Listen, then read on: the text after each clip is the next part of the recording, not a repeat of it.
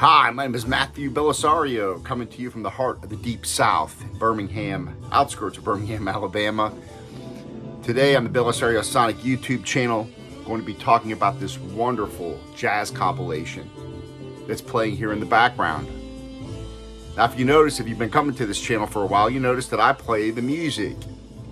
I drop the needle on the records, which most people won't do because most people don't want to lose their monetization. For me, it doesn't matter. This is a hobby for me. I do not make a living by making videos on YouTube. I receive no money. I receive no free records. For me, it's just a hobby. It's something fun for me to share with you guys. Album reviews. And I like to actually play the record for you all so that you can actually at least somewhat hear what it sounds like. And you're hearing a real record.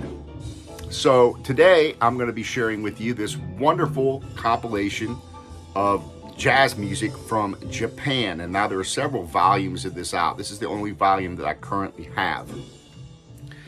This is music from Japan between 1969 and 1984, a 3-record set. Fantastic. A wide variety of music here, mostly kind of hard bop, straight ahead, with a little bit of avant-garde element mixed in. This was a very critical development of jazz in Japan between 69 and 84. And the American jazz artists were very, very popular, like Art Blakey, for example. Miles Davis were very popular in Japan for quite some time, into the 60s. And Japan started cracking down on the marijuana, the drugs, things like that, really giving a hard time to American jazz artists coming into Japan.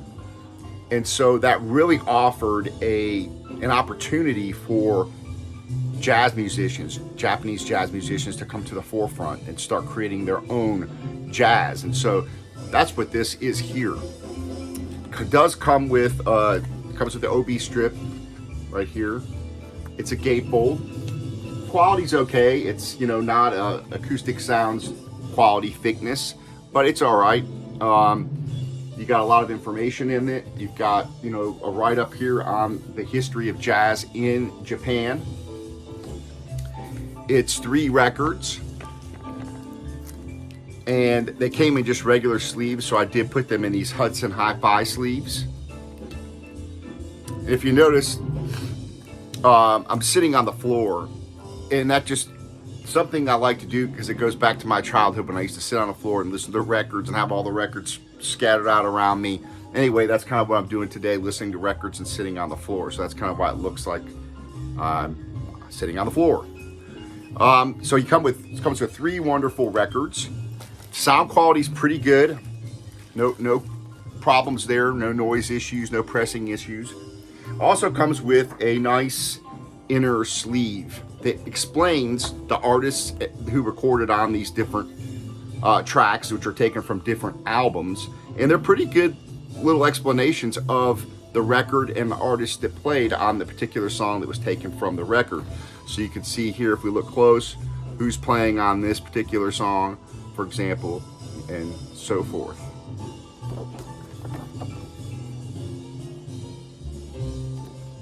So pretty cool.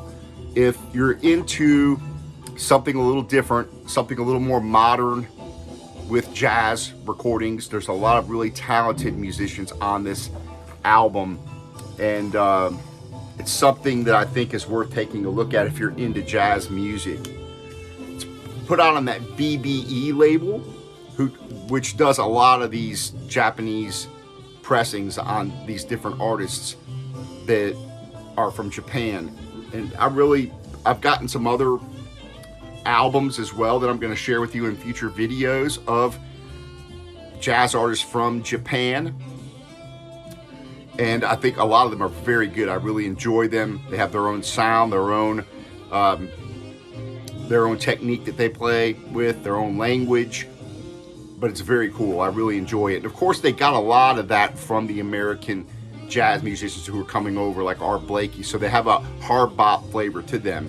But they started putting their own spin on things as things changed over the years. And that's what you hear in this in this span of these years between 69 and 84. And again, I think there's like at least 4 volumes of this out now. So I would like to pick up some more of these, but they're quite expensive. This was around $50. So I think it's definitely worth it because you get 3 records in this, and a lot of good music for $50. You get 3 full albums on good pressings and a lot of interesting music. So I just want to share that with you guys from the floor of my music room today. I hope everybody's doing well and happy listening to all out there. We'll talk to you later on.